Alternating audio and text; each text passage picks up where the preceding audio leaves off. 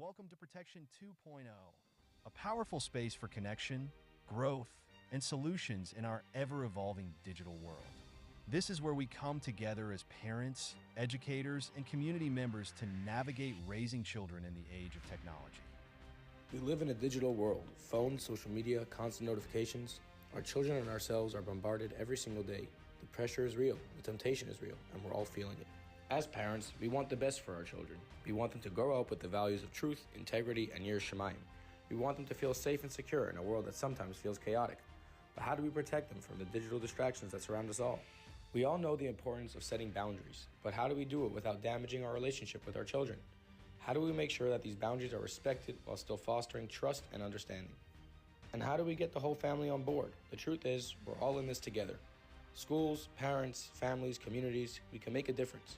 We have the power to teach, to guide, and to support each other in creating positive change. Join us as we begin this evening on how we can navigate this digital age with intention, education, and compassion. It's not about being perfect, it's about being proactive. Together we can help our children thrive in this world while staying connected to the values that matter most. Welcome to ProTECHtion. Please welcome to the stage our MC, Rabbi Mendel, Principal of Or Menachem.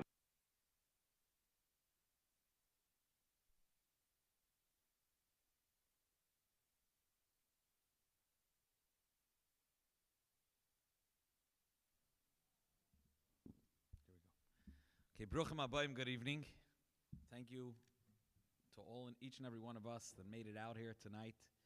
Tremendous, tremendous statement for ourselves, for our families. Very, very special to be here. And I want to begin, first of all, with a few thank yous, those that made this evening possible. Special thank you to NCFJE, to OHEL, obviously to Bais Rivkah for hosting, to all the Crown Heights schools listed on the back of the booklet that are all participating and joining in this event. I'm going to begin with a short Dvar Torah, Poischim B'Dvar Malchus, and we'll get right in. It's a short program, and we have a lot to cram in. Our parsha, we have to get current. We have to live with the Zeit, live with the times. Parsha Shavua, we're in Parsha Shmois. And Parsha Shmois begins, Ve'la Shmois b'nei Yisrael abai Mitzrayma, Es Yaakov Yishu Beisei Bo, Reuven, Shimon, Levi, Yehuda, lists all the Shvatim. And interestingly enough, not only we know the Shvatim, they were all listed as those coming into Mitzrayim. So Rashi's already bothered. Why is this being mentioned again? That these are the Shvatim coming into Mitzrayim. The Medrash gives an answer that Al Shem Gulasam Shal Yisrael Nikru Kan. That the reason it's mentioning all the names because this is listing them because they're making reference to the Geula. Mentioning these names, and they're named after different aspects of the Geula. Now, how does that explain why their names are repeated over here in a redundant way, if over here they're coming into Golos, Habai Mitzrayma? So, a very powerful thought. The Medrash continues and says, the reason why this is connected to the Geula was because they kept their names. The fact that they kept their identity, they continued being Reuven, Shimon, Levi, Yehuda, they held steadfast to who they are. That's what brought about the Geula ultimately. And it's not a simple thing. Redu Shana, 210 years to be in Mitzrayim, to hold on to your identity. And it says, Leishinu Eshmam L'Shoinim Olavushim. And I want to describe what our identity is and what we strive to ensure the identity of our families look like. It says, Leishinu Eshmam L'Shoinim Olavushim. They didn't change their names, their tongue, their language, and their levushim, their garb, the way they see their style of dress. And the question is, we know definitely throughout the entire Golos that every place the Yidden went, they definitely adapted the style of the levushim. We know that, I'm sure they wore robes in Mitzrayim, and they weren't wearing down hats in Poland. It came from here. And L'Shoinim as well, they definitely were speaking Arabic. And they were speaking, and Al-Qan, if it wasn't then, throughout all the years of Golos, they have changed their Lashon. That's not what we're referring to. Our identity is the extra Edelkeit. That in their Levush, they made sure that they maintain the edelkeit in the levush. They didn't wear clothing the way a guy wears clothing. They didn't speak in a prosta way, even if you're talking in that language. And you should know that this is already the embodiment and the beginning of the Geula. That's what, from coming into Galus, they have already begun their Geula in terms of standing above the Metzias around them. And this is really what we strive for as Chassidim, that are zeichet to live in the Rebbe's Shchuna, which the Rebbe calls Kansi V'Hashem as a bracha, to maintain with clarity the sensitivity the Rebbe wants us to have, the level of edelkeit, the level of edelkeit in the style of talking, style of dress, and obviously shmam, which is also our identity. If we see ourselves as Chassidim and see ourselves as those that are zeicha to be Einwohner, to be living in the Rebbe's community, in the Rebbe's streets, where the Rebbe walked, the Rebbe breathed, the Rebbe gave the whole world vitality, the gift of his Torah and the gift of the light of Chassidus. We have the schus to rise to the occasion, to have the koiches. This event is going to be a lot about struggles. But it's important to remember this, and we're going to see, they're going to be reflected in the questions. People are asking real-life questions from the Metzias in front of them. And we're lucky to have such a panel, as I'll introduce in a few moments. What I do want to point out why this Dvar Torah is important to me as an introduction is because even when we have struggles, such as the questions that are going to come up, it's always, you can't make the life about the struggle. And it can't be your relationship with the child all about this. You have to have an identity. You have to be passionate about who you are. And then from within that space, you can deal with the issues. And I'm not saying it's easy. It's easier said than done. But that's the Dvar Torah. That's the law of order. And from that space, Be'ezus Hashem, the Eibishter helps us when we see ourselves as a neshama, we see ourselves as a chassid, we see ourselves as where we're living. We strive to maintain the edelkeit, the aver of kedusha, of Limdat Torah in our homes. From that space, we have to be on the ground, and we're going to deal with the questions, the real life questions that come up. It's my before I introduce one last thing I was asked to remind. This booklet should not be taken for granted. This itself is a gift that you hold close to your heart. It's not a liquid of different type of filters. It may have that as well. It's real tips and maybe even apps that can help you not only guard, but also organize yourself, limit maybe technology, aids, suggestions for how to maintain a sane life in such a stormy world. This is a real handbook. In addition, you can find on one of the pages, very important for us in Crown Heights, we have our own place where you can make your filter. Obviously, you can go to other communities if you have different, their benefits. Each one has their milas. But till now, people would say we don't have one in our community. It's not accessible. That does exist. It's on 399 Kingston Avenue in Schus Reb Shmuel Pevsner. So that's super important. And please, in the back of this booklet, you also have a place to write notes. There are going to be invaluable information shared this evening by our very esteemed panelists.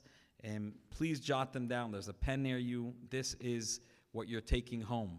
In addition, there are on your seats important index cards to utilize. When you have a question, please jot it down. We're going to go through first the questions that were messaged to us in advance, but we will get to these. We'll collect them, and I'll try to get to many of them. Please try to write clear, so I'll have an easier time. And now, without further ado, I'm going to introduce each of our esteemed panelists and with a little bio, after which they're going to have 5 minutes to share with us their opening thoughts, as well as in the end, their closing statements. So, our first esteemed panelist, and I'll preface, we have with us a tremendous, respected mechanech. We have, we're going to have with us a therapist, which is going to bring his experience to the table, and a tech director, which will bring his invaluable knowledge to each and every question we have before us. And now, let's move on to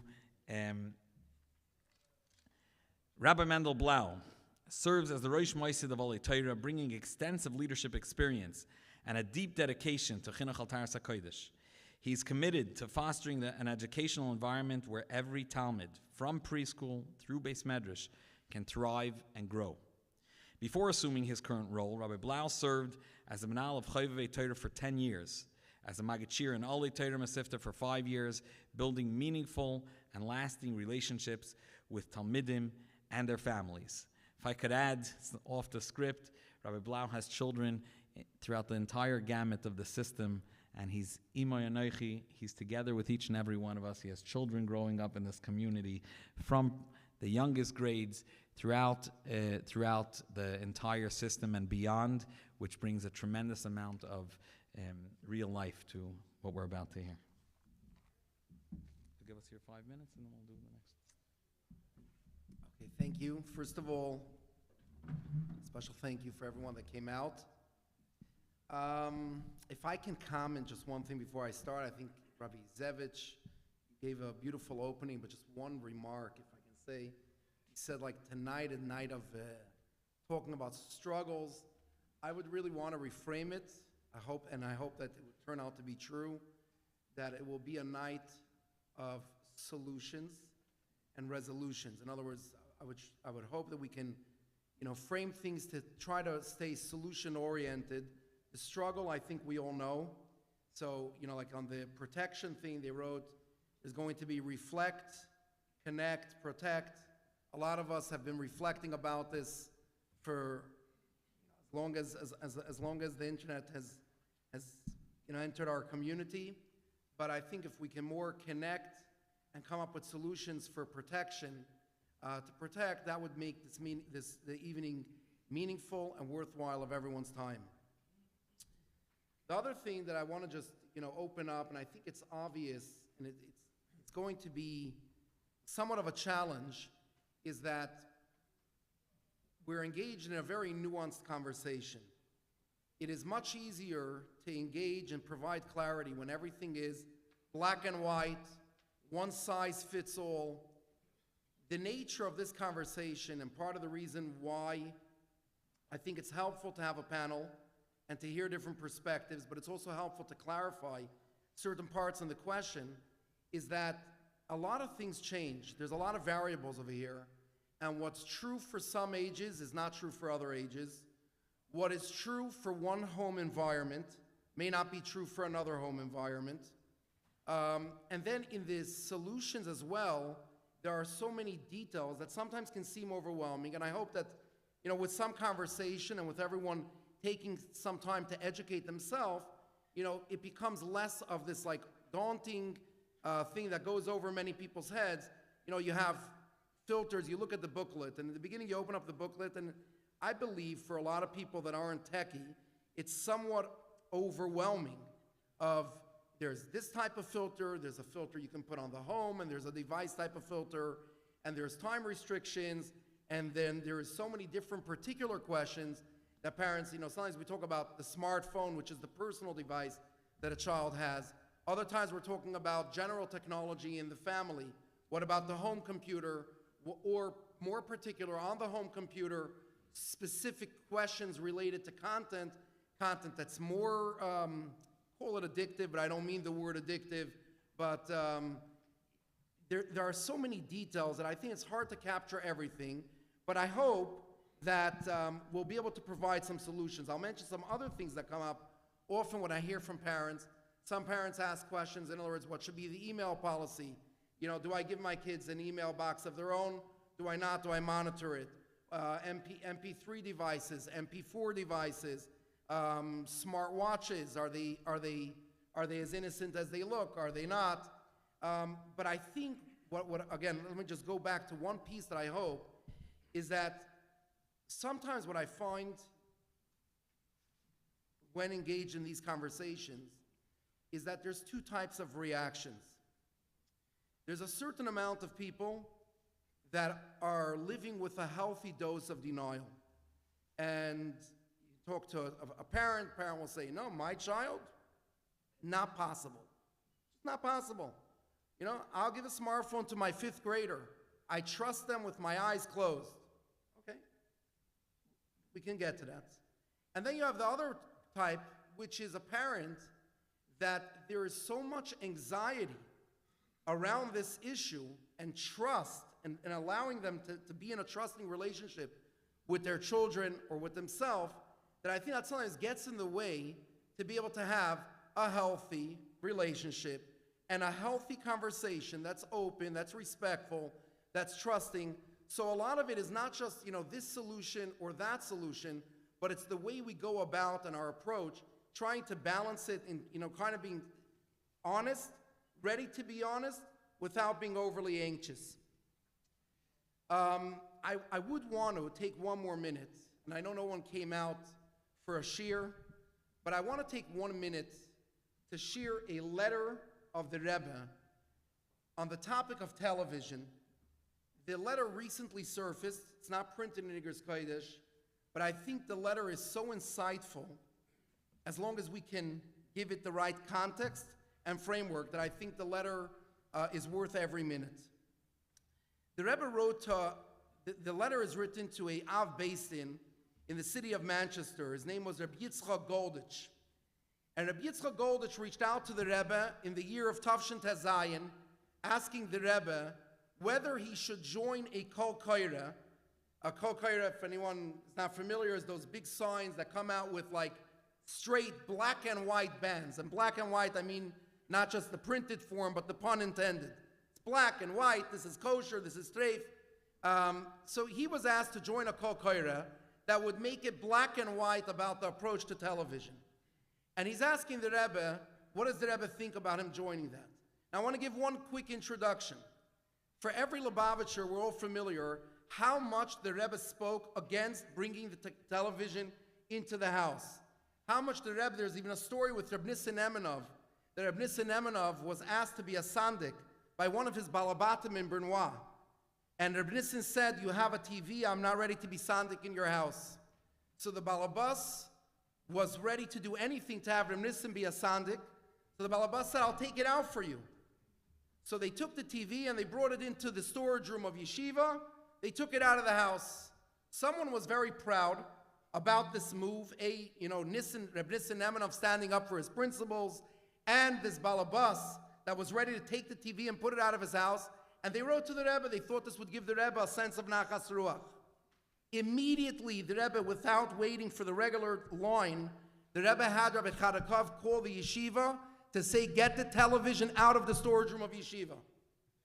That was the Rebbe's approach. Now, I say that as an introduction. So, in other words, the Rebbe almost looked at the television like something that was black and white, chazer treif, does not belong in the house of a Yiddish, does not belong in a Yiddish home, doesn't belong in the storage room of a yeshiva, even temporarily, when it's being done from a good intention.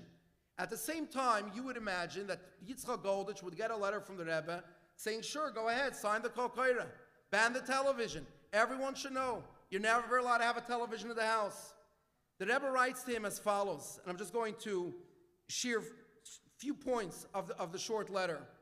The Rebbe discourages him. The Rebbe says, I don't want to openly talk about my discouragement for this letter because I'm going to stay local only to those reaching out for advice.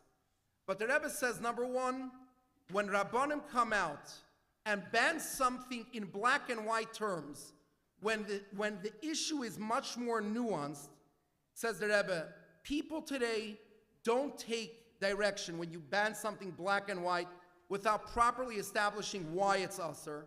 The Rebbe then talks about the fact that there isn't really, if you're going to take the approach that any device that can lead to Isser has no place in a Yiddish house, the Rebbe says there isn't much difference between the radio and the television, other than the fact that the television is putting visuals to all of the other audio things. So if you're going to come out with a Kol Koira about the television, are you ready to come out with a Kol Koira about the radio, which is in every house?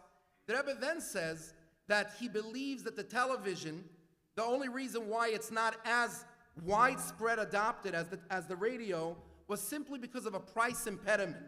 So the Rebbe says, in other words, his prediction is if you're going to leave things to the natural course, more and more people are going to be taking this. Now, the Rebbe was writing to the community of Manchester. I don't know much about his community.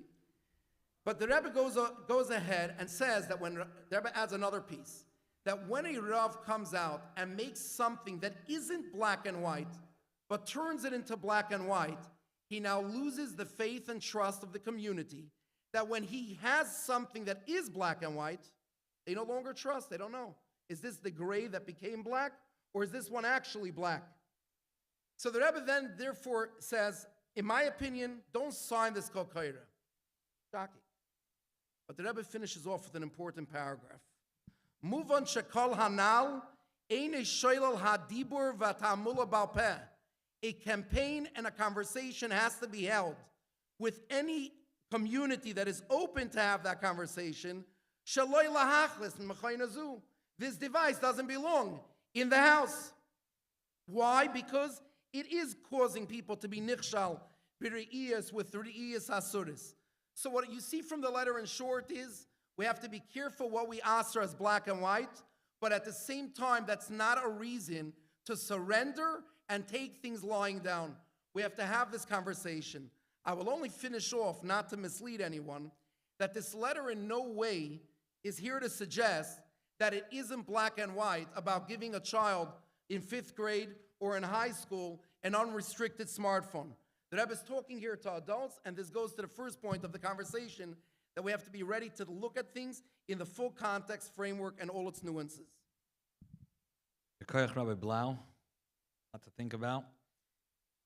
Our next panelist we're going to introduce is Dr. Sholom Augenbaum, the renowned therapist and the clinical director at Tikvah, a division of OHEL, where he provides therapy, trains therapists, and educates Jewish community on parenting, on relationships, and on addiction.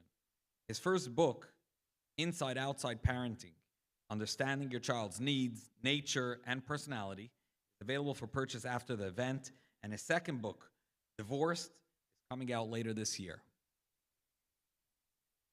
Thank you.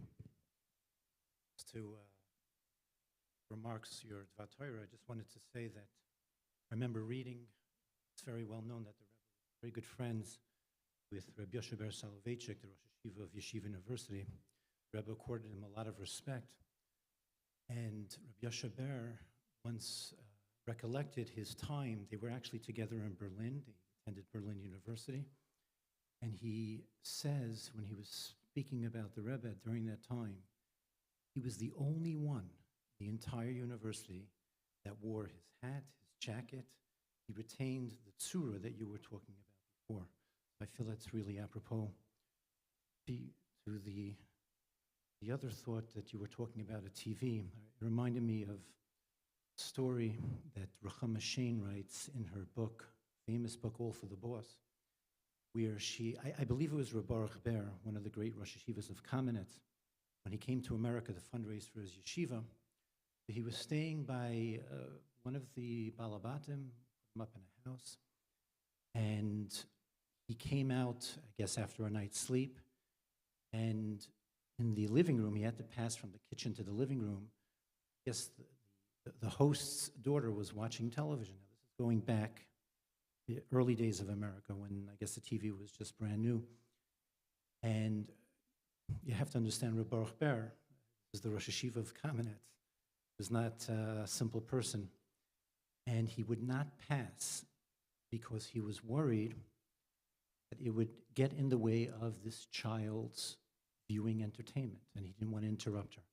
And when the host saw that Rabbi Ber was waiting, he didn't want to get it in our line of vision.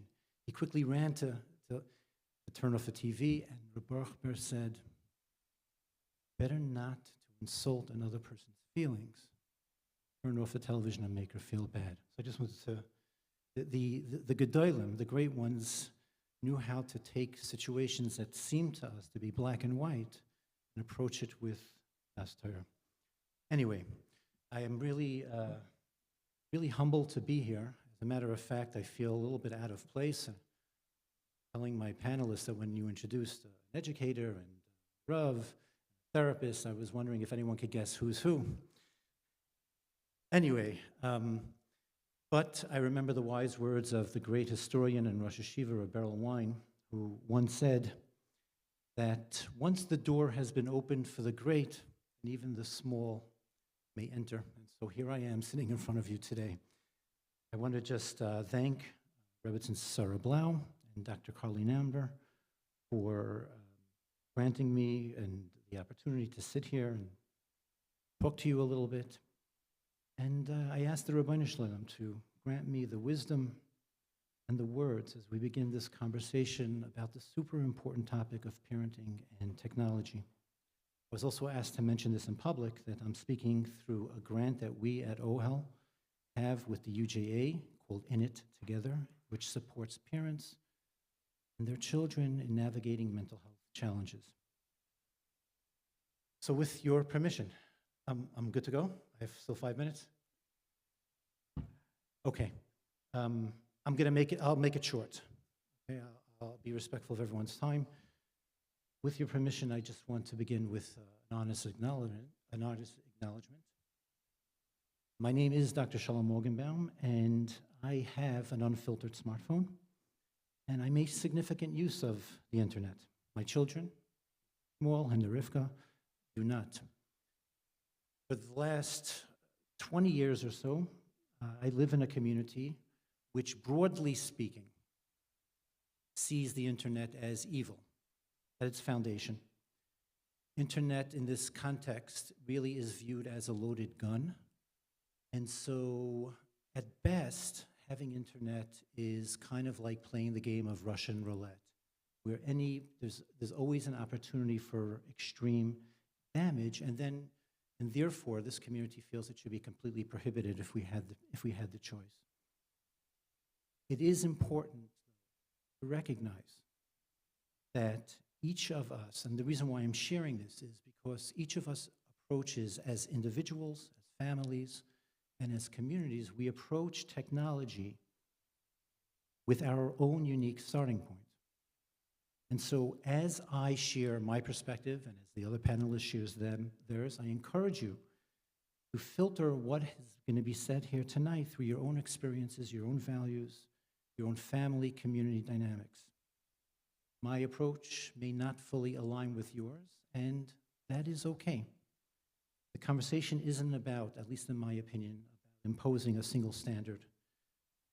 Rather, it's just to give you tools and insights, help you navigate your relationship with your child and where technology fits into that. So my advice to you is to discriminate wisely. I have more to say, but I want to be mindful, so it's pretty important though, so maybe I'll get back to it. Thank you. Thank you, Doctor. We're here for another while, so. Reb Dovid Churba, Director of Tech in Flatbush, also the founder, is a recognized expert in technology with over a decade of experience advising families and community leaders on safe and effective technology use. He works closely with communities in Brooklyn, Lakewood, Los Angeles, Toronto, raising awareness about the challenges and solutions that technology presents. Having grown up in Brooklyn and taught for 15 years in yeshiva at Yeshiva Mosdos, brings a deep understanding of both of chinuch and chinuch world and the complexities of modern technology, which allows him to help families strike the right balance in managing their technology use. Each year, Tech Flatbush supports approximately 7,000 families in navigating these challenges. Dovid. Thank you very much for inviting me here tonight to speak. I hope I could do the right job. I could just tell you off the record today I had a couple questions that I wasn't prepared for, so I'll just share them with you. My first mother came in, said I have Life 360, I want to be able to track my child, but he's in a yeshiva, he could only have a flip phone. What do I do? The next question I had today was, my child is calling 1-800 numbers. I don't like it. How do I restrict the phone that it could only call out a certain amount of numbers? And to both of these questions, with all my experience for the past 13 years, I didn't have an answer on the spot. Here you go. This is what you got to do. But Baruch Hashem, I was able to honestly give them the proper answers, but questions always arise, even very good and healthy techie people cannot always have the right solution in every situation. So the idea is really to ask and to understand where we're going and what we're doing.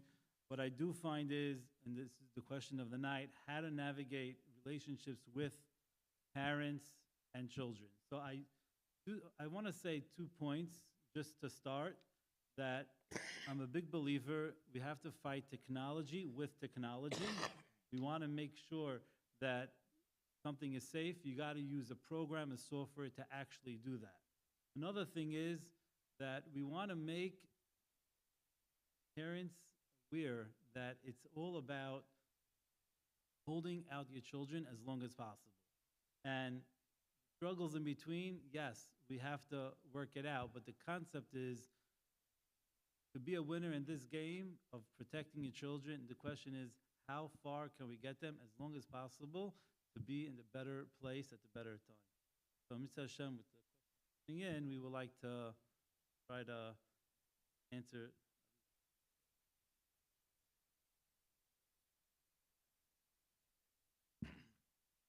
Mr. Koyach Reb Dovid. Okay, as we move on towards the main part of the evening, the questions, I want to say it's important to note and to realize that these questions are real-life questions. There are people out there hurting. It's very possible that many of the reason this evening didn't take place until tonight for many years is because it's hard to address questions when you feel sometimes the question is coming from a spot that maybe they shouldn't have got there. It's not the standard. It's hard to address publicly maybe. And the truth is that there's never a time to judge another yid, and chinuch is a time to daven. Our children have friends. Our children have their own experiences where they go, and we have to daven always for siyata d'shmaya. But I think it's for everybody, wherever you stand. We have our parents that are parents of children in preschool. We have parents, teens, and we have parents that are grandparents. We have all different, and from all different shades and grades. Every question here is a real life question. Are people that are really searching for answers and are in a very, that's what I meant earlier when I said struggling. I didn't mean, obviously we're looking forward to having solutions, but understanding where these questions are coming from is super important when there's a question addressed that may not apply to you or you have your own thoughts on the subject. One last thing I would just want to add to what the doctor mentioned about not having a filter. Doctor mentioned that you should make sure, like, check in with, make your decision based on your experiences, etc. Another very important one is your das Torah, is your Rav, because this is, like everything in our life, a halachic question. In our community, and I know every community has their rabbanim. In our community, I don't know of any rabbanim that allow adult to have a phone without a filter, and they've been spoken very clearly about it. That doesn't mean anything for your community and for you, obviously, but for us as Siddim and as Nash in Crown Heights and Chabad communities based in Eretz Yisrael went as far as building their own filter. So make sure to take your Das Torah in account. I do want to point out, not everyone has the specific filter. I'm sure there are, you could have, there's other ways to do it. You could close your browser, have it email someone else. There's so many options, but run it by your Rav. Okay, so the first question, I think I'm going to address to Dr. Augenbaum. Dr. Augenbaum, how do we establish boundaries in technology without hurting our relationship with our children? Excellent question. How do we establish boundaries with our children regarding technology without threatening the... So a couple of things. This is really what there are some fundamentals which I think are really important that I think lay the groundwork. The first is, I think you touched on it before, we often see this as technology as a threat. And the first thing that we have to do as parents, if we're approaching our relationship, is understand that our mindset is going to guide our responses or reactions. And so if we see something as a threat, that part of our brain is automatically going to react as such. We're going to either be offensive or defensive, and we're going to react instead of respond. And so what I usually like to tell parents is the first thing is to take a very deep breath, to change the word threat to challenge. If you see something as a challenge, it's a little bit softer. Gives you the ability to say, hey, what are some of the solutions that I could use in order to approach this very, very fundamental question? How, if at all, does technology get in the way or impact my relationship with my child? The other thing, another fundamental, is that chinuch, education, parenting, always contains two aspects. And this is really important because I've seen hundreds of people and they forget this aspect. Chinuch contains in it, we're trying to educate our children for the now. They could be good kids right now. And it's also for the future. And if you're lucky, the education that you pour in, the zoirim b'dima, we see the results now and we see them as it grows up. Oftentimes, we'll have parents that'll come in and they'll do everything that they can to educate their child. And their child will go through elementary school, they'll be the perfect child. All of a sudden something happens and it's like, what happened to my child? It appears like an alien. And sometimes you'll have the reverse, where you'll put in all of your time and effort, and they challenge you throughout their childhood and teenage years. Later, as adults, that's when the chinuch kicks in. I'm sure we all had the experience. We are 25 years later, you say, that's what my parents meant. Now they're right. That's chinuch. And so it's important to understand, and this is a concept from the 12 steps, time takes time. It may be challenging now, but that doesn't necessarily mean that the efforts and the time that you're putting in presentations, etc., will at some point pay off dividends. Don't judge is another one. I'm happy you mentioned that. This is really important. There's a famous saying in the 12th step in the rooms. Be careful judging that drug addict so harshly. They may just recover and be the one who can show your very own child a way out one day. Technology, its supreme presence, enforces its way in every single family. The best of families. I have met people that hold very, very high and esteemed positions, and it really doesn't discriminate. So I ask, as the questions come in and in your own life, it's very quick. We as humans, that is what we do. We judge. Don't judge. With regards to the other very important thing is siyata d'shmaya. You're going to hear a lot of solutions tonight. Fighting technology with technology is beautiful. You're going to hear psychological insights. You're going to hear chinuch insights. Don't undervalue or underuse the power of tefillah and siyata d'shmaya. We need it, but we also need education. Famous psychologist Dr. Chaim Ganot was asked, well, if you have siyata d'shmaya, what do you need education for? He quickly answered, so as not to spoil the siyata d'shmaya. So education is important. We don't want to mess up whatever the divine providence is. With regards, let me get now to the actual question. The first thing is to understand the formula of parenting.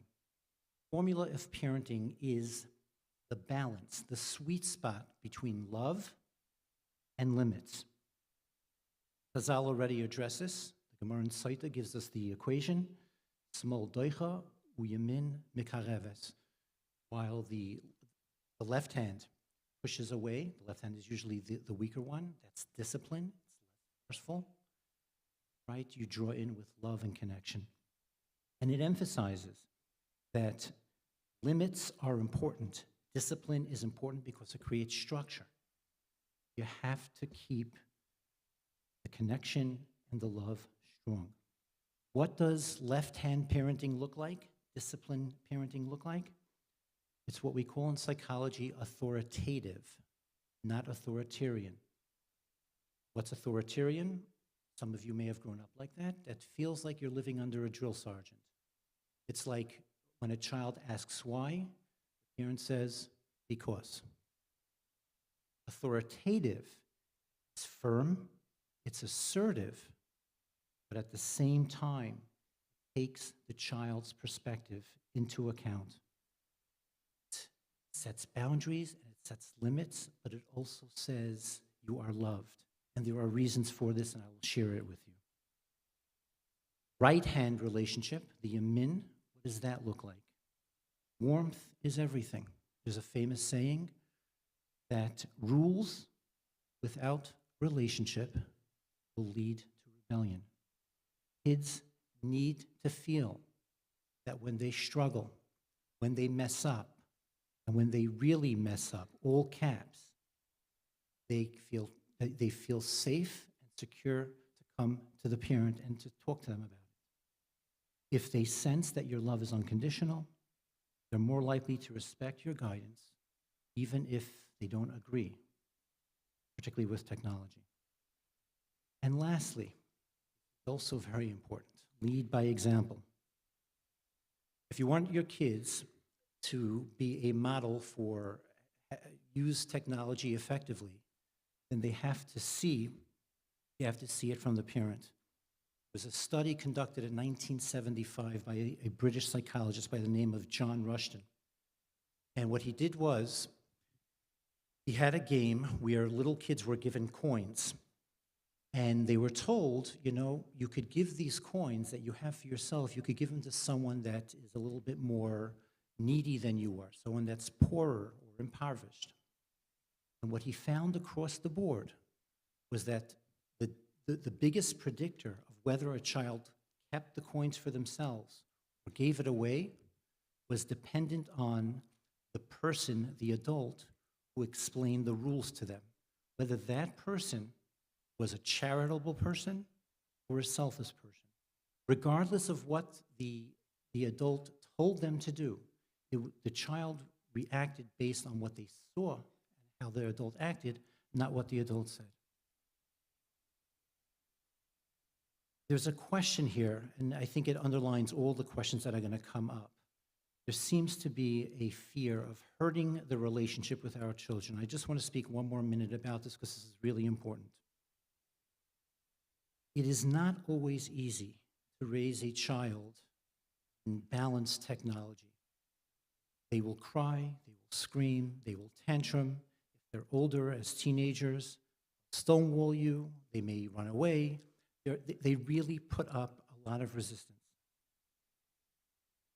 However, and this is coming from over close to 15 years of experience dealing with certainly teens, I will tell you that every single teen, whether they acknowledge it or not, whether they're conscious of it or not, there is a part of them that crave safety, security, rules. They want to be disciplined. They put up a really good fight, and they make you feel like, no way. But I will tell you that deep down, they do. The Medrash tells us, Yaseh bincha ki yesh tikvah, you should discipline your child for there is hope. Yal hamito, when they protest, when they scream, when they yell, tisa nafshecha, do not allow your soul to be swayed. And the Medrash says on that something that is mind-blowing to Western society. The Medrash says that the more one disciplines one's child, the more the child will love their parent. So, what I'd like to say is as follows. I've done an anecdotal research study, which was also, I heard that there's a therapist out in LA that did this as well. She asked teenagers, hey, listen, when you're a parent and you have teenage children of your own, how will you handle their use of digital technology different than your parents did with you? And more than half of the teens, and by me it's roughly the same, maybe almost all, responded that they would be more restrictive with their own children than the parents were with them. Right? Rashi tells us, a famous Rashi, he says, Kol haschalos kashos. He introduces this psychological concept that every beginning is difficult, and I'll end with this. And someone once asked, Kol haschalos kashos? beginnings, it should just say kol haschala kasha. All beginning, when you start something, it's hard. The answer is when you're trying to engage in something new, you're trying to implement a change in the family system, trying to limit something which was, let's say, unfettered or unrestricted up until now, trying to introduce something to your child when all of their friends seem to have something different. Going to be many, many beginnings because you start and you're going to fail, and then you'll start again, and then you'll fail. You're consistent, and you keep trying.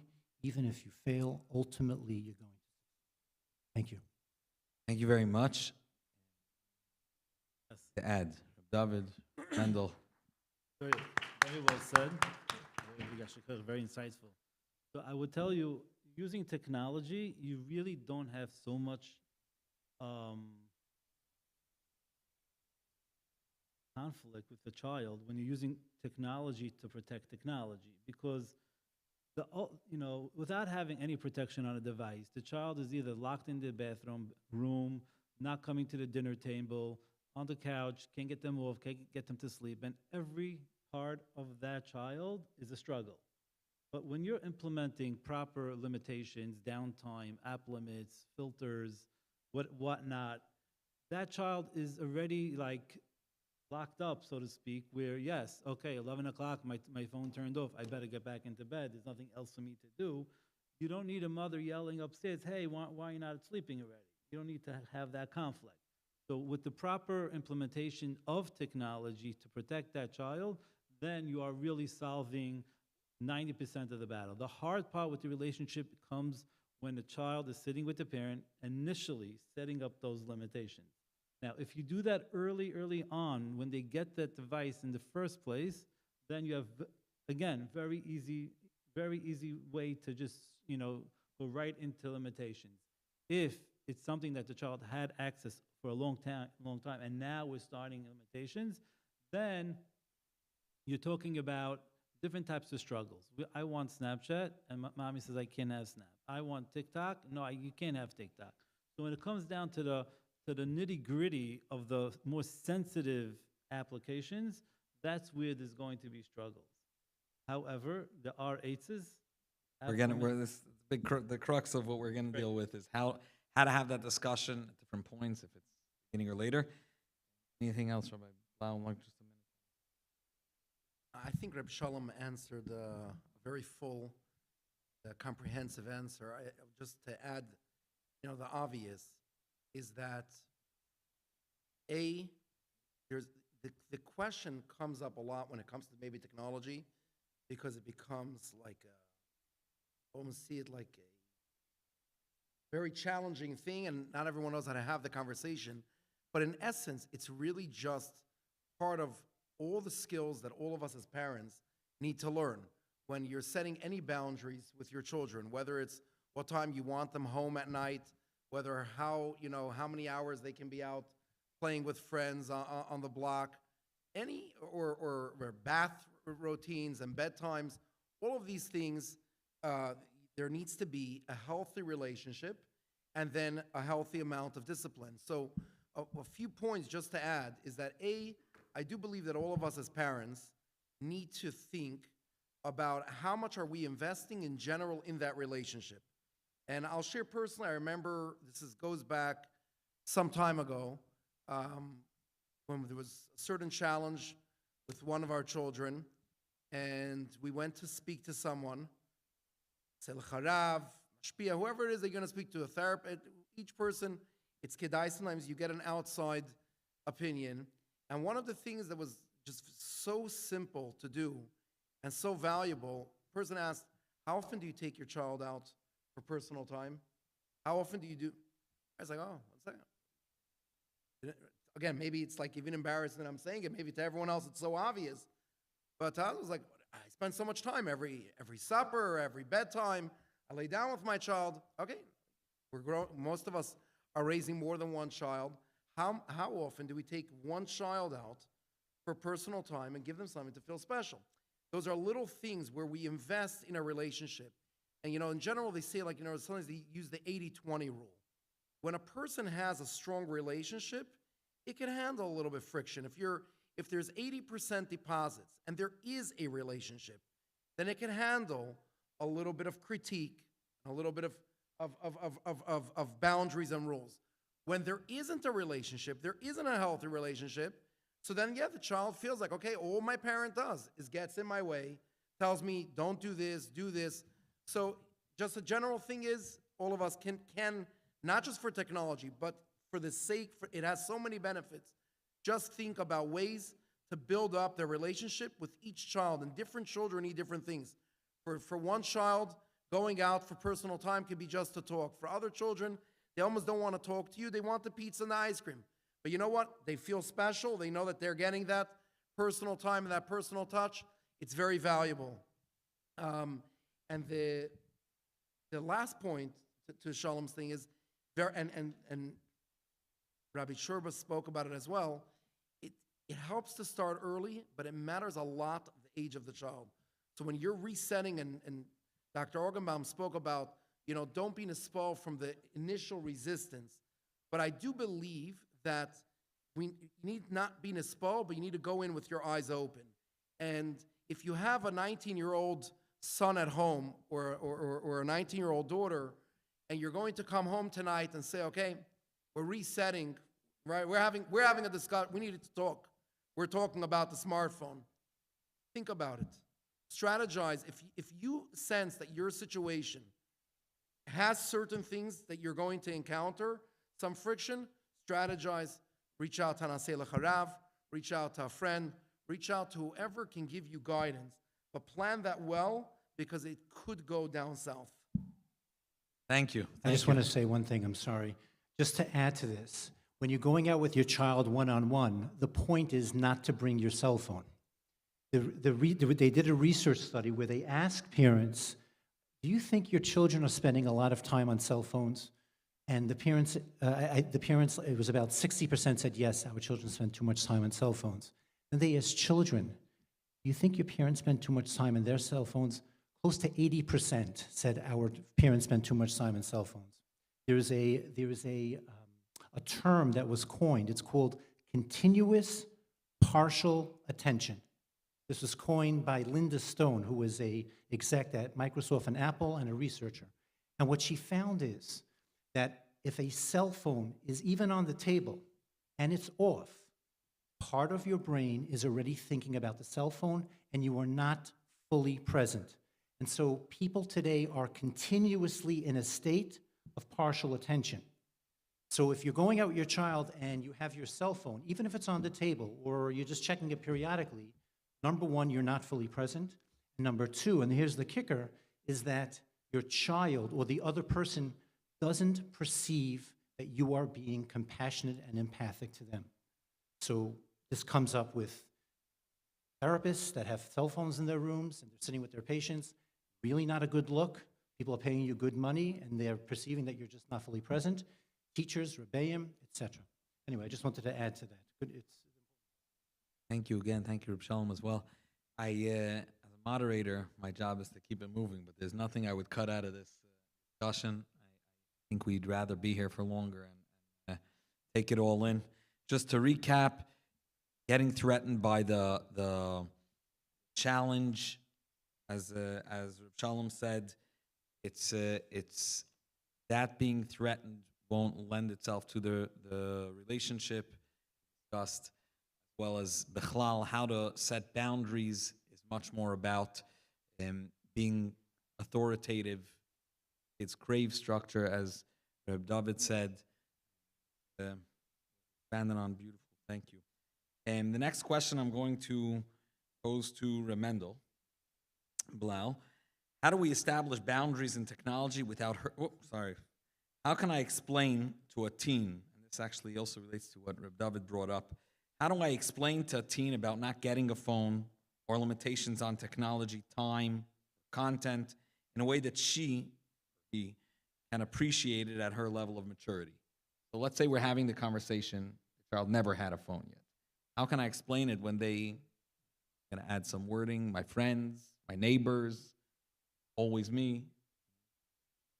What kind of words can you give? Okay, so the easiest thing what a lot of parents crave, and to a degree rightfully so, and maybe later talk about it, as parents often reach out to us and say, I wish the school will take a stronger stance, because then I can just tell my child, your school doesn't let. I would love to give it to you. Your school doesn't let.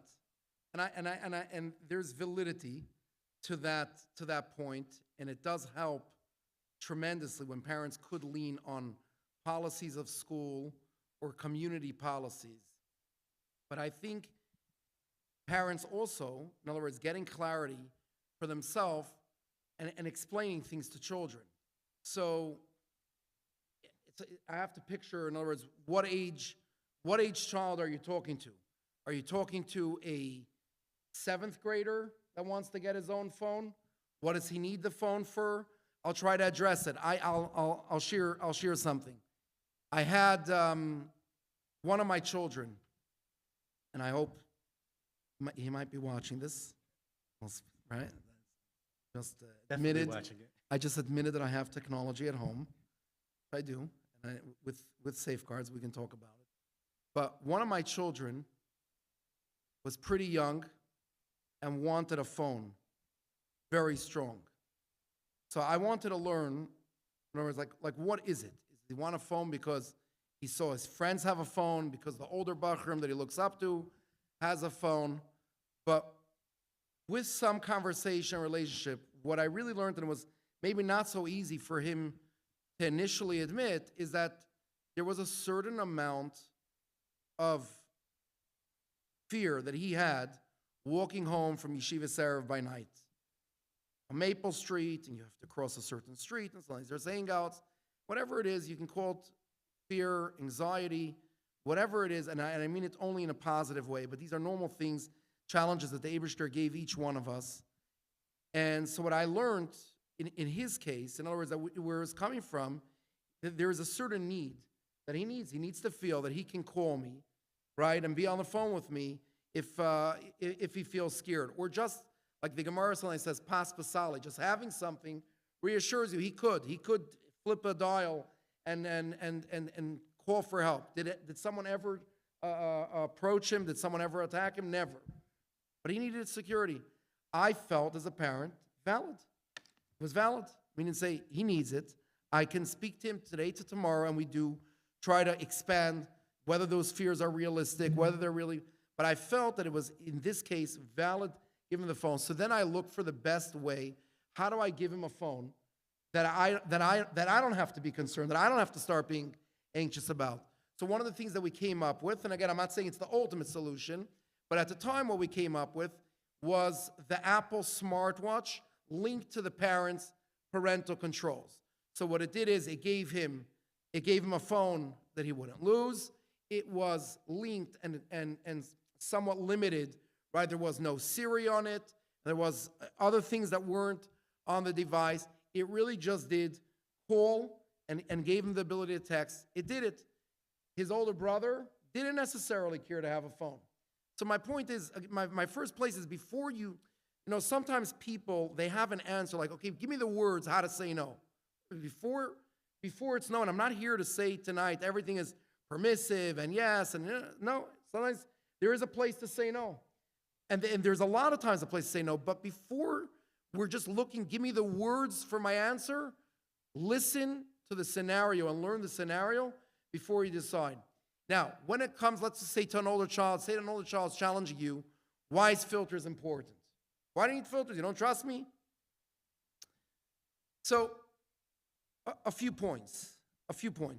Number one, that I believe, and again, with all respect to Dr. Augenbaum, and really, I say that very genuinely, I do believe that there are times that we can explain to our children, okay, there's a difference between children and adults. Children don't have licenses, adults have licenses.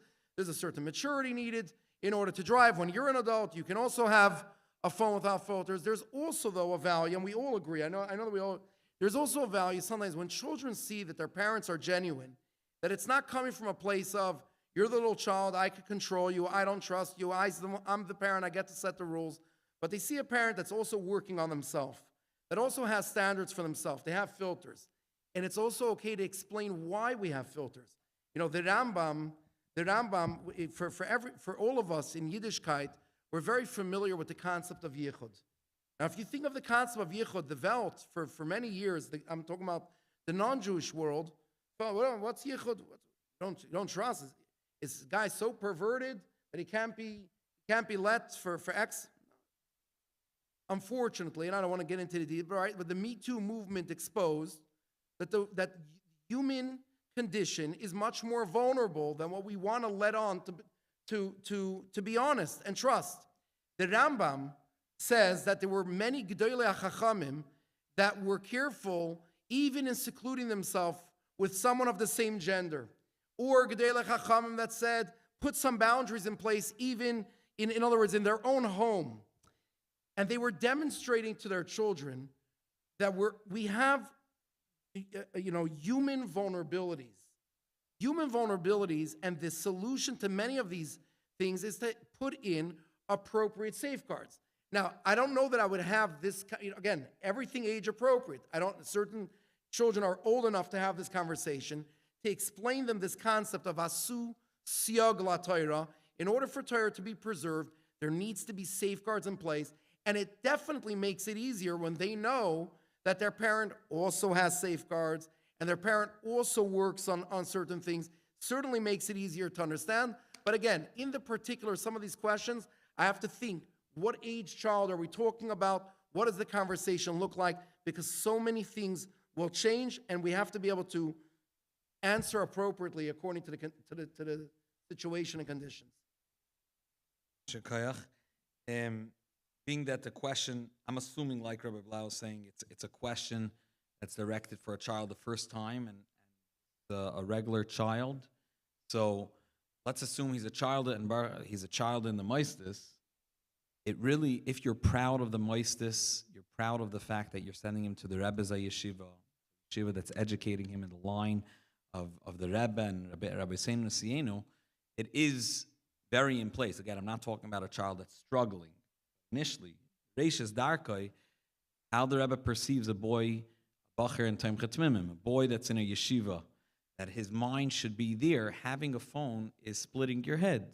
You're elsewhere as well. The Rebbe gave much simpler examples that are mushla, that are ugefrekt by a boy in yeshiva. For that, he has to know that you're genuine, as Rabbi Blau said, and believe, Taka, that a bacher in yeshiva is meant to be, or a boy in cheder. Now is your time, Reishis Arisa Seichem La Hashem. Now is the time that you're meant to be fully immersed in learning, and splitting your head and having always that thought, maybe I'm getting information on maybe I'm being someone's trying to get a hold of me, and maybe I can. It opens a world of options, as well as the concept of yichud. You know that the Torah says that ein apotropos la royes. Chazal and Gemara say there's no apotropos la royes. Be honest and tell him. There's nobody that can get around such a thing. But for all these things, you have to be super honest. This is obviously, again, assuming, like Rabbi Blau assumed, that's a question from a starting off, like a child that's at the beginning. Gracious Darkoi. I'm gonna. Sure, please. Okay, just for one pointer over here. I find many times when I talk to parents and children sitting together, trying to come up with a downtime, whether it's 9 o'clock, 10 o'clock, 11 o'clock, the child is giving resistance because the child is saying, what if it's Moisad Shabbos and I want to have that extra hour? What if it's a Sunday? And the usual answer that really settles with the child is, listen, I'm home, I'm with you, I'm here to help you. I'm not running away. So whatever we do, we could always change things. And that itself calms the child down that they could accept on themselves extra restrictions. Super helpful. Okay, so next question I'm going to share. This is to Dovid Churba. Should fast-paced and highly stimulating content be avoided altogether, or is it okay in moderation? And if so, what would moderation look like? It's a very difficult question. Well, I'm sure the doctor has a lot to say about this. Do you put that child through something like that? I'll just tell you personally, I have Tovido. If my children want to see sometimes Tovido or video, or even Chabad.org, during COVID, I use that almost every day. That was the place to go. We'll give them something to watch, on a Sunday, what might. However, my child came over to me once and tells me, listen, I want to go to mostly music because Tovido, I almost watched everything. At that point, I said, okay, I think I got the message. And I actually took the computer out of the house and I said, we're not having any computers at home because I find what's going to happen if the mostly music is also finished up. The next option is Netflix. Next option is Hulu. And that's where, for sure, we don't want them to go. So once we're in that, in that hole, I feel it's just going to get, there are times that we need to do this, understood, and it should be in proportion of how much time, but everything has to be carefully implemented and watched over that they don't take advantage. One more last thing. I told my children, you can watch Tovido for 30 minutes, and after 30 minutes, I'm closing the computer. I came at 29 minutes, and my children told me, listen, it's another minute. So I came back a minute and a half later. It was already too late. They were on to the next video, and it's only 5 minutes now. So things just go and go and go, and they'll sit there for an hour and a half, no problem. So just understand the nature of where things just go. Yeah, I got that question, and this is the danger of being a therapist. Two people see the same word and they have a completely different understanding of it. So the highly stimulating content, I don't know the app that you're referring to, Video, or music, but to me, when I hear highly stimulating, I'm thinking like Call of Duty or Grand Theft Auto, which maybe no one here heard of it, but I will tell you with certainty that the teens that are coming to me are playing that stuff. These are internet video games that essentially the way to win is the more people that you kill, rob, or steal from, the more you win. And if you think that this is something that the community is insulated from, that is a very big mistake. I write this in my book. This is a true story. I had a father come to me. I was seeing the kid was 12 at the time. And it was right before Pesach. The father came in for a collaborative session, and he said, Dr. Augenbaum, I have a question. This thing about stealing the afikoimim is a good chinuch or not? Maybe we're not really sending such a good message, stealing things. And I said, Rabbi, so-and-so, as insofar as this is a hashkafa question, speak to your Rav. But if you're asking me my psychological advice, let me tell you that your son is playing Grand Theft Auto. And if it's chinuch that you're worried about, I would start there. Do you understand what these games are? Do you understand what the content is? That is, when you say stimulating content, that is what I hear. Now, if you think that, in my days when I grew up, we had a Nintendo Entertainment System and a Sega Genesis, or if you're even younger, we had these handheld video games, only the kids played it. The research has showed that only it used to be an underage, they estimate that 1 in 10 US gamers now are under the age of 20. Right now, the average age of people playing video games is close to 35 years old. And this is not just in the non-Jewish community. This is happening here. Wives are calling and they're saying, my husband comes home, he needs to relax, and they engage until 3 in the morning playing these video games. So when we talk about fast pace, if that's what you meant, well then, I'll leave it to you to decide whether this is something that should be avoided altogether or not. Okay. Thank you. Yeah. Actually, this leads straight into the next question. One second, Rabbi Blau, one second. I'll just add one thing, and I agree fully with everything that's said, but I actually want to just point out one piece. And this is where everyone has to make a personal decision. You mentioned, as your children, Tovido and this, you took the computer out of the house. So again, that could be a super solution that worked in your case. For other people, one of the ways, and going back to my other question, one of the ways that we prevent our children from getting a phone, or by always going to the neighbor's house, which has unfiltered internet, is actually by having a computer in the house and by giving it certain, setting up a framework of time limits, restrictions. So let's say the 30-minute actual resident, we have a 30-minute rule about certain things. And in other words, technology. And I know there's people that have a much stronger rule. I have a sister that technology is only on Friday. But what's common, and that's what I'm saying, everybody's got to pick their thing and what works and can always revisit it and can always change it. That's very true. But the idea, and this goes back to the highly stimulating is going to be something different for every person. But what I find is that we need to be honest with ourselves. There are different things that are stimulating. So let's just say, for a person, he's not a gamer and but he finds it very stimulating to catch up on all current events. Okay, today with the filters, it's not just about filtering out the darkest sides of the internet or the most highest stimulating game. Putting certain time limits you can have with Apple set in there that your browser goes off after 15 minutes. So you have your 15 minutes, it's gonna go off, and there's a way to ask Apple for one more minute. But Apple built that in, psychological thing. You can ask for one more minute, and after that you need to go back to the password holder. But putting time restrictions in place definitely is a way to kind of put certain balance. And on one hand, your children don't feel they're deprived from everything, and on the other hand, they feel like, okay, there's a seder over here. It's not all breaking loose. Thank you so much.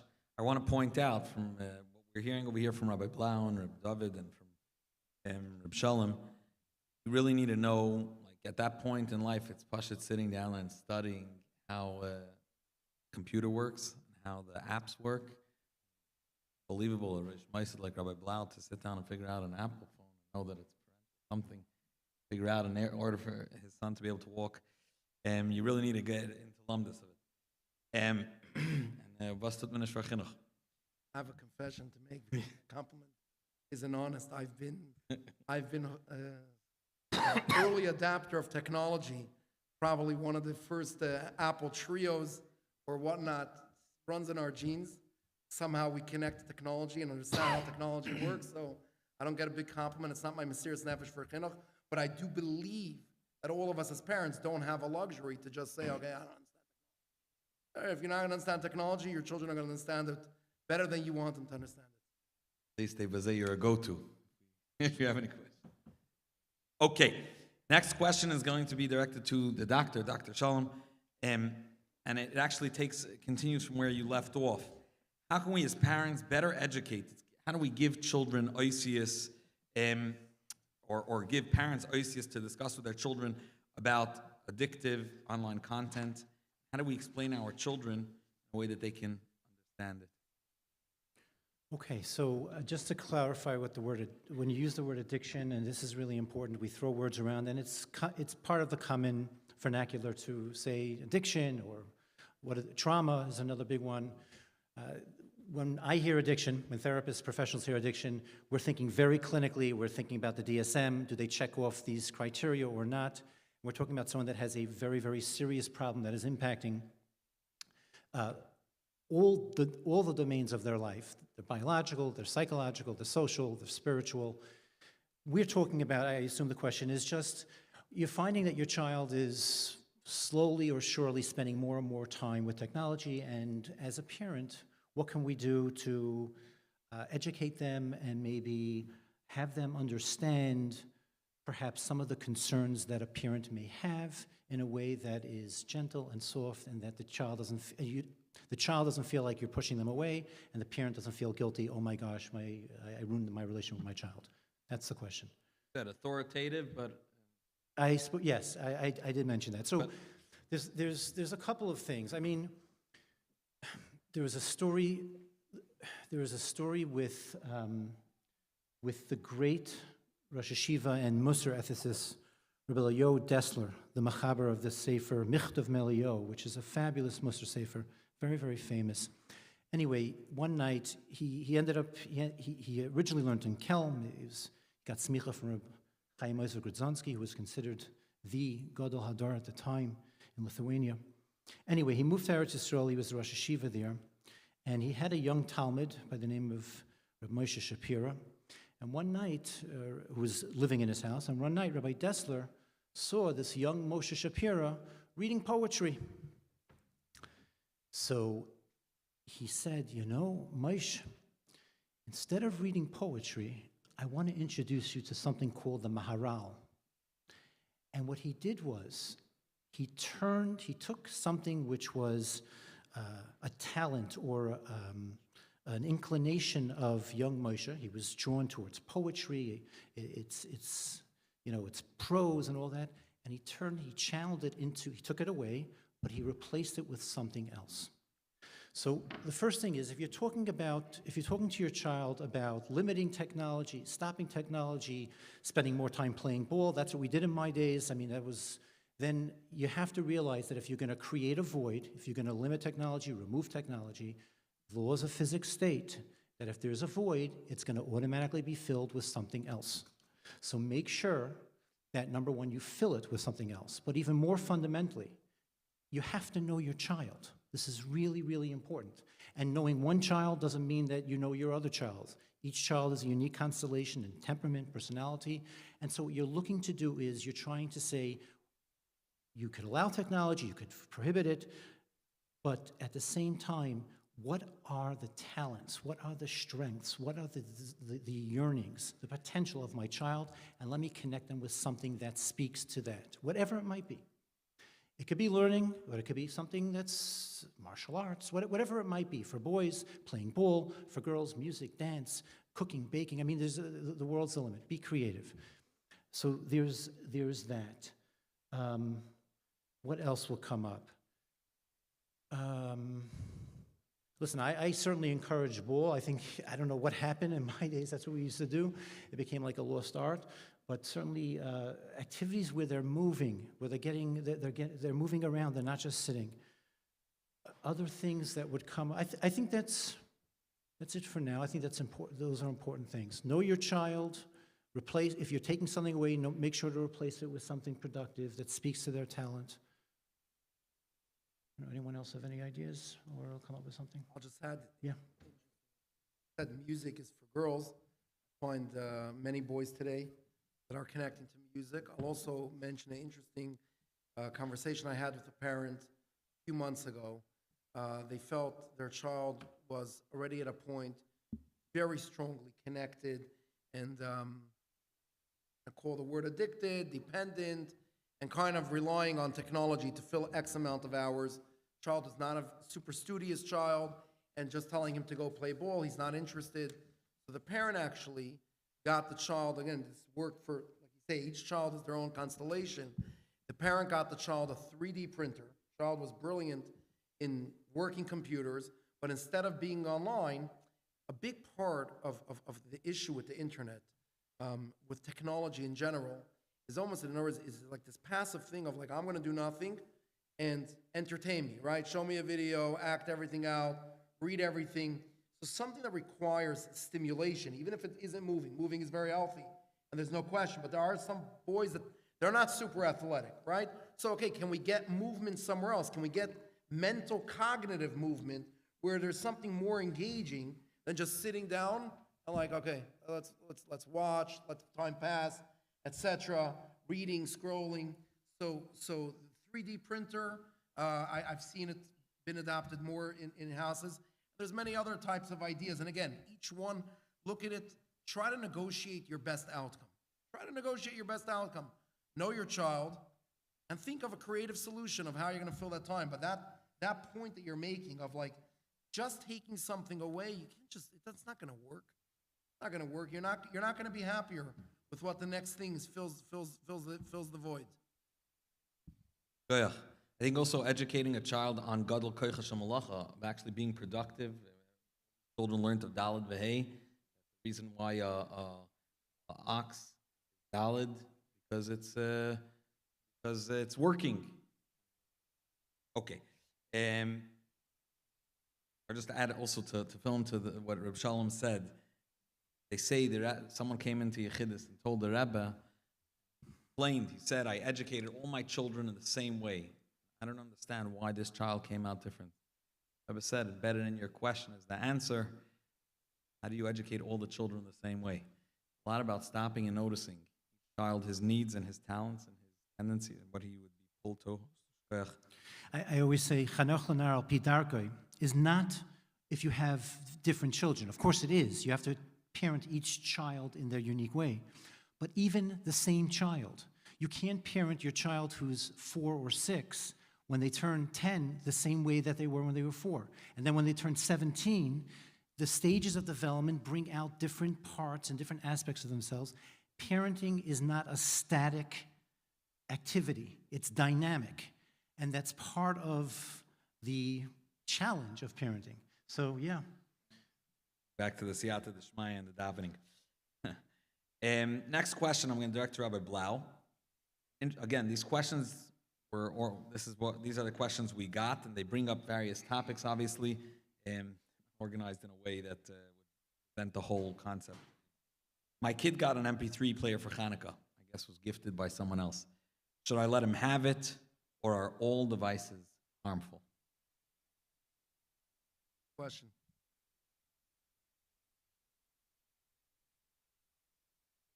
So, 2 ways to go about it. All devices are not harmful, but every device needs a careful consideration.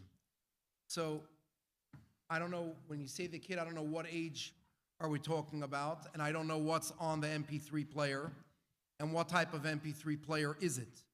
So in other words, an MP3 player can be used very well. Parents can buy their child an MP3 player, preparing for the bar mitzvah, and they can hear recordings of the Maimarim. There are boys that learned 12 prakim Tanya by having an MP3 player with some recordings where they heard, sing songs in the prakim Tanya. MP3 player can be amazing. At the same time, MP3 players aren't innocent. Often today, MP3 players have multiple features that create certain concerns. Maybe the tech expert will know better than me, but I'll just mention what I'm aware of. Okay, many MP3 players today have much more technology than they used to have, but we'll go through some of the things. They connect to Wi-Fi. Many of them have a browser, or the ability to have a browser. So like, I'm going to use an example where there's like an innocent device. You go on Amazon MP3 player. Okay, Timku, one of the top results. Well, Timku MP3 players, most of the time, they're MP4 players that are really Google Android phones, right? That the only thing they're not is they don't have a cellular cell inside them and they don't have a number. But for all practical purposes, it's a full Android OS system and has a browser, and it does not have all the other safeguards in place for the filtering. So those devices is literally, well, would you give your child a smartphone in 3rd grade? So why are you giving him a Timku? And the parent that thinks that, okay, but we don't have Wi-Fi at home. Wi-Fi exists almost everywhere, and the children know how to get it. I was in Shul when amazing child in our school, from an amazing family, like showing me, like fun, like, okay, the Wi-Fi in the Shul was off, so the browser Google has, like, there's a game that you can play. And he was showing the kids the game. What was, in other words, to me it was alarming. Okay, he's a little child. He's holding a device with a Chrome browser. It's officially just an MP3 player, and he's playing the game because the Wi-Fi in the Shul is off today. That's problematic. At the same time, now let's go to a few other very quick technical things. Sometimes you have, and again, this is more in the older ages, where a lot of these devices have Bluetooth. So you have a lot of file swapping and file sharing. So you think you loaded up the device and you kept it clean, and you know exactly what's on there. 3 months later, whatever you put on there may not be there, and there may be a whole lot of other swaps that took place over Bluetooth, over wires. So to some degree, I think, in other words, if you're going to give your child an MP3 player, just buy it carefully. Buy the right one, the one that suits your standards, the one that's you're actually going to be able to know what's on it. Some people will choose to give a 24/6, but 24/6, again, for some other people, 24/6 is also too open. You can do a 24/6 with certain restrictions. What type of playlist, what type of profile on it. So, like I said, and I think almost every answer, there's going to be a lot of nuanced details about it. Short answer, if you're looking for like the black and white things, no, MP3s are not bad, neither are they good. It's all about what you're going to make of it. Quick recommendation, they have today, they're selling MP3s with a hechsher. If you look at the hechsher, they're taking out the video, they're taking out Bluetooth sharing, but yes, Bluetooth to the AirPods, and you could rest assured you're not getting onto the internet. And by the way, to what Rabbi was saying, Timku, on the box, when you buy the Timco from Amazon for like $29, it says on it, no Wi-Fi. So be careful when you're going online for that. Okay, and all that is coupled with what was said earlier. It's all about relationship, and everything you invested in this child for all those years, when you come to pull it out, only based on the 80-20. I mean, where we're striving. Next question to Rabbi Dovid Churba. My kids struggle to put away their devices during family times, like dinner. How do I encourage them to engage with the family and minimize their screen time during these moments? This is assuming they didn't put boundaries in place. Right.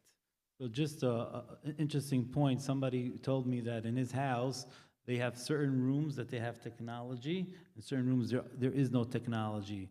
Bedroom, there should not be any technology. Dining room table, no technology. If you want to go to the den, more than welcome. Some people could actually do such, implement that. And that's, again, with understanding what the doctor was mentioning, how to implement. But there is a concept like that. And secondly, if you do the screen time, it could work for you. You don't have to always put up a big fight. I don't like when I hear parents and children are always struggling. If you do the proper things at the right time with the right mahalach, it shouldn't be. If a child is over addictive, then there's other questions you have to address, and it's really a symptom. It's not the problem. Why is that child on the phone not talking to the parent? That's sometimes more of an alarming question than why is a child on the phone not talking to the parents. So the concept is there's more brewing in that child, and a lot has to be fixed. So I just want to add to this. Good point. There's research. Research distinguishes between what we call activity constraints, such as the question we were asking children. Let's say, actually, not in the case that you're giving. Activity constraints would be like, you can't go on to certain social media. You have your phone, or you can't use certain language if you are texting people. So these are activity constraints. The research shows that kids are much more receptive to restraints or rules when it comes to activities, but context constrictions, such as you're not allowed to use your cell phone during supper. You're not allowed to use your cell phone during vacation. You're not allowed to use your cell phone during Shabbos. These are actually a lot more difficult for children to hold back from. The fact that they have to be without their phone for an entire chunk of time makes it very difficult for them, and it's much more difficult for parents to enforce. So we will see a lot of this if your kids have access to technology. Certain contexts, supper, lunch, whatever the case is, will be more difficult to enforce. It's important to understand that, because that will give you a little bit more compassion and not get frustrated right away. Realize this is not just your own child, this is a universal issue. And so you could approach it with a little bit more mindfulness and intention instead of just getting upset right away. It's an important point. Yeah. I could just relate to something Sholom said, more alarming, the fact that the child doesn't want to be focused and in the moment with the parent. This, I think, relates a little bit to what Rabbi Sholom was saying earlier, what Dr. Augenbaum was saying earlier, that... Sholom's fine. I'll go with that. Yeah. He was saying, I used it. Okay. So something Rabbi Sholom brought up earlier, that it's a lot about personal example. If when you're with the child, you're not fully there, and then all of a sudden when you're eating supper and that's the time that you're making yourself available, it's going to be hard for a child all of a sudden to be more righteous than you. And it's avoida for all of us. Next question is going to be directed to the doctor. And this is already, I think this is the $1 million question. Parents that either didn't put restrictions in place, or their children are already struggling and had a taste. How do we, let me read it in the Lashon here, how do we have the conversation without putting, if possible, the least possible strain on the relationship? And let me read it the way it's written here. What are effective strategies for transitioning children away from highly online content to more educational or calming alternatives without creating conflict or resistance? How can I put a filter restriction on my teenagers' phones when they already experienced having one? that definitely doesn't feel very loving to from a teen's perspective. That's to me. That's a very long question. Right. Okay, so just if you could To just repeat summarize it. To summarize it, a child already experienced having a phone without a filter. A child is already steeped in a specific, I guess, style of usage of the internet, whether it's time, whether it's content, and now we're trying to pull back, which is always harder. How do we do that without, as much as possible, without straining the relationship? Okay. It's a good question. It touches on several areas of concern. Let me give it some context. So first of all, I'm reminded of something that Rabbi Mendel Morgenstern, known as the Kotzker Rebbe, once said, very, very sharp line. He said that a child is a lamp to be kindled, not a vessel to be filled. And what he meant by that, my understanding, is that it's not enough to just pour information into a child. Rather, the belief is that a child has a spark, and that spark contains all the goodness and all the potential in and of itself, and it's our job as parents to just simply kindle the spark and the rest will follow. That's my understanding of the Kotzker Rebbe's statement. However, I do believe the Kotzker Rebbe did not live in the age of the internet. And I believe, I'd like to say, Lefi ani es daiti, if the Kotzker Rebbe was alive today, he would probably say something like, a child is a lamp to be kindled and a vessel to be filled. Because if we don't fill our children with proper information that is founded on Torah true values, on Torah true hashkafa, on spirituality, they're going to get their information from another source, the internet. And let me tell you, the internet is not the best place to be getting your information from, particularly around intimacy and relationships. And if you think that children are not getting their information from there, then come to me and privately after, and I will tell you hundreds of stories of people from wonderful, wonderful communities that have brought their children to me. So this is a mandate. This is part of the relationship that you have to have with your child if technology is involved, and it involves conversations. Children are curious by nature, and if you're not going to have the conversations that are developmentally appropriate, that means the things that they're curious about during the specific ages that they are at, if they're not going to hear it from their parents, they're going to do whatever they can to get it from any other source.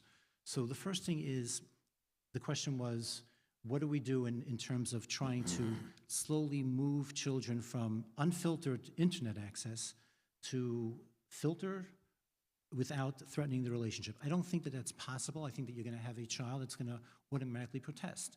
You're taking something which was more or less a feel-good drug, and now you're restricting it. And like any person that stops doing something that's highly pleasurable, so the dopamine now is stopping, there's going to be withdrawal symptoms. And those will come out in terms of behaviors, protests, resistance, anger, and whatnot. But if you stick with it, and you show your intention, and you have honest conversations about why you're doing so, not because you don't trust them, because you don't trust the internet, not because you don't like them, but because your job as a parent is to protect them, to make sure that they don't go down a rabbit hole and, God forbid, end up in a place where they can't pull themselves out of. If these are the conversations that you're encouraging in your home, one parent, both parents, then your child will eventually understand that this is coming from a place of love, this is coming from a place of genuine concern, and that'll be hopefully the beginning of a new relationship with technology that doesn't get in the way of the parent-child relationship. David. Very nice, very well, thank you. I'd just like to mention, sometimes I have children graduating high school, and they say, take off my filter. I'm done with school, I'm done with my filter, I want everything and anything. And I asked them, like, what was it in school that you wanted that you weren't getting on your phone? And it might be a Snapchat, it might be something like not that serious. I mean, Snapchat is serious, but it's not as serious as unfiltered and going to the schmutz and the crazy stuff. We're talking about simple things. And sometimes if we find out with that conversation, what the doctor was saying, that listen, let's find out what do you really need and what do you want, and we'll just block everything else. You'll be surprised that your children are good, and all they wanted that little extra thing, and if you promise them that we'll keep it, they have no problem putting on a filter. Thank you. I think we always need to come from the premise and the truth that our children are good, and that brings it out of them even stronger. Thank you so very much. We're going to reach the close, and we want to wrap up by 10. So we're going to turn to each one of our Chashva panelists and ask for their closing remarks. And there's been a request from the crowd if it could include what you find as your most effective and personal strategy for you and your home to help your family and maybe your extended family with the technology challenge. We'll start with Mendel. Thank you. So I think in a closing remark, if I had to say, there was so many more questions that came in that weren't answered. So for all of those people, what I would like to just suggest is I hope some of what was shared tonight gave a level of clarity or something to begin forming a mahalach. But if not, feel free to reach out to anyone over here. But really, you'll be surprised how many people have something to share and to brainstorm together. It could be your own siblings. It could be your son's menahel, your son's Rabbi. But one thing you'll always find is you reach out to people. People are happy to help, to share, to collaborate. That's point number one. Point number two, you asked about, in other words, what is, maybe in my personal experience, what did I find most effective or what do I use? So I think it's a valuable question, and it's probably not going to be the same for every single person. But I found a few things. Number one, we use a combination of, in our house, we use a filter on the entire home, which means any device in the house runs through. Our personal device that we use is an Amazon Eero. It's a fairly cheap device. It costs about $10 a month to pay for a membership to a filter. What the filter allows you to do, let me just explain it in really simple layman's terms, but it allows you to create, in very easy way, different profiles. So you take the devices, every device to get onto this internet, whether it's plugged in or it's Wi-Fi, is only able to get its internet through this Eero. It has to be set up right. Once it's set up right, you're going to have different profiles. So for example, the cameras systems in my house, right, in other words, all of those are on one profile because they have no internet to them. They just need to be able to access whatever it is, or the intercom system. But for the other device of the house, we generally have two profiles. I have what I call the parents profile, and I have the family profile. By default, everything is on the family profile. The family profile takes out all things like gaming or whatever it is. You can have a whitelist. It's up to you to decide how restrictive you want to make it. But my point is, let me just get to another piece over here, is that besides that you can choose certain categories and you can whitelist something and you can blacklist something, you can move a device from profile to profile as necessary. So if my children will come to me and say, hey, Ta, something isn't working, we're trying to reach a certain website, well, if they need it on a permanent basis, I will, happily add it to the whitelist. If it's just on the fly, I can do it from my phone. I can be in my office. My wife can do it as well. Just move the profile and open it up. It gives them their thing. The less, when we show people, in other words, when things aren't overly difficult to overcome when they need it, there's less resistance for it in the house. The other piece that I would say is very valuable about the Eero is the fact that it has time things. So you can set that the devices, in other words, going back to Rabbi Churba's piece, will manage technology with technology. I'm not saying that Eero is the best. Could be Rabbi Churba knows of much better devices. But what I found with the Eero is you can say, these devices should shut off at this time. These devices should only turn on, later. Some parents struggle that their children are supposed to go to the bus in the morning, but they think that there are 15 minutes of technology they want it in the morning. So you can say, no, not in the morning. But what happens if your children are already older? They're going, setting up your house. Okay, technology doesn't turn on in the morning. No one needs it. In the morning, you get dressed, you go out to the bus. It's going to turn on automatically later in the evening or on a Friday or whatever it is. You can kind of use technology to set up your standards how you want it, and you can tinker with it accordingly. The other piece is I definitely have, in addition to the Eero, which will filter everything going on in the house, I have personal filters I have on my phone, and I use the same combination. There are general filters, and then there are time filters.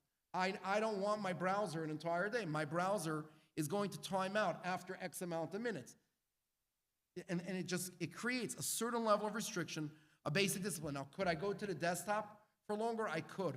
I do believe that there's a very big difference between the challenge of the general computer poses and the challenge of just something that's in your hand wherever you go, be it in the restroom, the hallway, the couch, wherever it is, and thinking about the restrictions that you want to pose on your cell phone.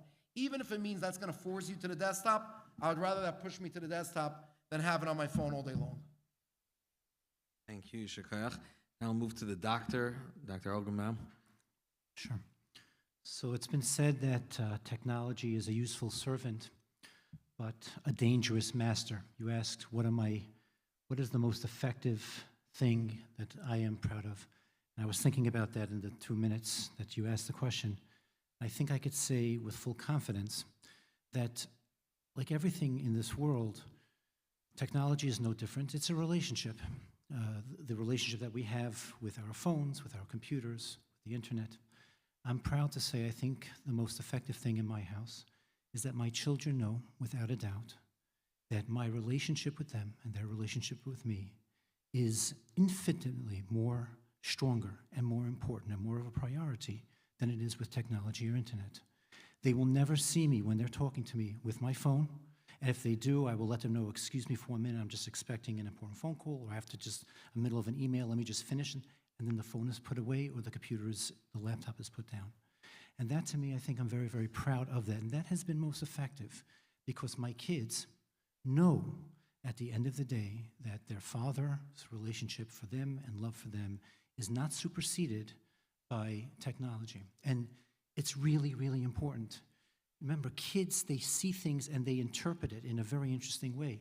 If a parent is taking a phone to bed, just think about that, what that is. That is a very, the bed is a very intimate place. And you're bringing your phone and everything that it's contained into your bed. That says something, at least in a kid's mind, or certainly a teenager's mind. In conclusion, I just want to end with this. There was very similar to the story that you said with your own kids. I thought it was a beautiful, beautiful story. Dr. David Pelkowitz tells of the time when he was giving a lecture to a group of parents who had children who were facing chronic cognitive and physical challenges. And in the audience, a father raised his hand and he shared the following story, which happened to the father the previous Pesach. And I'm going to read it to you. He said that his eldest daughter, 19 years old, seemed very intent on stealing the afikomen that Pesach. And the father said, I was kind of disappointed that in my daughter. She's 19. She should really be mature enough to allow her siblings to get the prize. Inevitably, the 19-year-old was successful. And when the time came to negotiate for her father for her afikomen present, she asked that he take her out on Wednesday night, leave his smartphone at home, and spend 4 uninterrupted hours with her. And the father said to the crowd, he said, I saw this as an opportunity to reconsider the way I related to my children. I had lost sight of the fact that my children felt abandoned by his smartphone use. And ever since then, I make it a regular practice to take my children out, making sure to leave my phone at home. And he ended off, I feel lucky that my daughter hadn't given up on me and was still willing to give me another chance. And so my concluding thoughts to you is, our children are always waiting and always willing to give us a second, a third, a fourth chance. Sometimes it's as clear as a bell, like in the case of Dr. Pelkowitz's story. Other times it's not as clear. Our children will protest, they'll scream, they'll yell, they'll resist, they'll fight. And in those moments, it's our job to hear what they're really crying out for. And so, if there's one thing to take away from this, is that there is definitely a time and a place to talk about Sor Meira. It's important to understand the threat and the damage and the danger of the internet. But what we're suggesting here tonight is also Aseh Tov. Create a vision of your child and each child of what you'd like them to be, how you'd like them to grow. And in that model and in that vision, convey it to your children and then figure out how does internet get in the way of or benefit or advance that vision? I'll end off with the following story about my Rebbe, Reb Moshe Weinberger, Shlita, the Rav of Eish Kodesh, named after the P.S. Hetzner Rebbe in the Five Towns. And he tells the story that when he was a young child, his parents were moving to Israel, to Eretz Yisrael. And they finally moved, I think they settled in Tel Aviv near a very big soccer stadium. And it was Shabbos afternoon, and the Weinbergers, young Moshe's at the table, they're singing Shabbos Miras. And there's a soccer game going on there on Shabbos, and someone must have scored a goal. And so half the crowd is cheering for the team that they're rooting for, and the other crowd is cursing and in Ivrit. And young Moshe understands Hebrew, and he understands they're saying really not nice things. And Rebbetzin, his mother, Rebbetzin Weinberger, who didn't understand Hebrew, said, "Isn't Eretz Yisrael beautiful? Everyone is singing. Listen to the music." And so Moshe Weinberger said that most people hear ugly. It's our job to hear the music. And so the only way that we're going to be able to continue the relationship with our children is to make sure that even when they're screaming and protesting, we're always listening to the music. It begins with gatherings of Hebraians like this. So thank you for participating. That's all I got. Yeah. Reb Dovid Churba, thank you, Doctor. I think we're out of time, but I'll try to make it quick. Just a couple points. Number one, I would say like this. I know as parents, we're going to try our best to really implement and talk and have a conversation and try our best to make the best negotiations and get the most out of, to keep our children safe. But in case we're let down and the children don't follow 100% or not even 50%, we should still be proud of them, and we should realize that, or possibly think, maybe I didn't assess the situation 100%, and for that child, it's really 100%, or maybe 200%, and they're coming such a long way, and give them that satisfaction that you're still happy with them, because they still want to have that parental buy-in. Another point is, if chas v'shalom you see and you dig and you find there is stuff that really shouldn't be there, and the child really is not where you want them to be, they probably need professional help. And at that point, maybe take yourself out of the picture and hand it over to the right professionals, because it could be very very overbearing on a parent's heart of what's really going on, that child is doing on the sideline. So the concept is sometimes we need to be active parents, and sometimes we have to bring in the right people into the picture. And one last thing is that the filters out there, Baruch Hashem, came a very long way. Gentech is in the hallway. There's TechLock. There's NetSpark. They came a very long way. Today, it's probably the best ever. They're always updating servers. The mila of having a Jewish filter made by from people for from people is that the features that they have is really designed for us. They have keyword searches that they know which words should not be even able to come with any results. They have skin shading on pictures, images that are explicit, masks the pictures. We don't have to see every single one of those pictures. And the idea is that they made it for the from people. So the concept is that these are filters that really came over 7 years, a very long way, and they invested millions of dollars into it. It's kedai to try it, to work with it. It's 24-hour support, and it's something that I really feel is like the main, a very strong point where a person should, every device, like the Rabbi Blau, has something on that device protecting it, whether it's a filter, whether it's a block, whether it's limitations, but it shouldn't be overlooked. I'll give you homework to do if you don't mind. Take out a pen and paper tonight. Mark down on that piece of paper every single device you have in the house and how is it protected. Many times after doing such inventory, you'll see, oh, I have extra 5 devices. Some are sitting in the drawer. Some are just around, just not being used. Not every device has to stay home. You could take it back to work, get rid of it, because we don't want those devices that we don't have anything on just because they're not being used to be the michshel for the children. And one last thing is, there are children getting hold of maids' phones And that's where the problem might lie. So the concept is to do a full circle, and Hashem should give you siyata d'shmaya in everything you do, and thank you for letting me share my thoughts. I want to add, if I could also wrap up with two thoughts. First of all, for those of us in the crowd that are like me, that are not very tech savvy, and we're hearing about filters and a lot of options, and we're just getting maybe flustered or overwhelmed. So I want to share for that reason what I do in my house. I have a tag filter on my phone, but on the computer I paid somebody to come and to make users for the kids that have no internet, mine that has internet, the parents' user that has internet, and it's filtered by tag on the same program. And if a kid, and they could do whatever they want on their users, they could draw on ProTECHtion and move their files and pictures and feel like $1 million. And if they need internet, they can come. Again, it depends obviously on an environment, it depends. And I want to add one more thing. The doctor gave a beautiful, beautiful ending thoughts. And I want to add just one thing that will help in terms, and this has been from my experience with dealing with parents and Bachram as well more recently.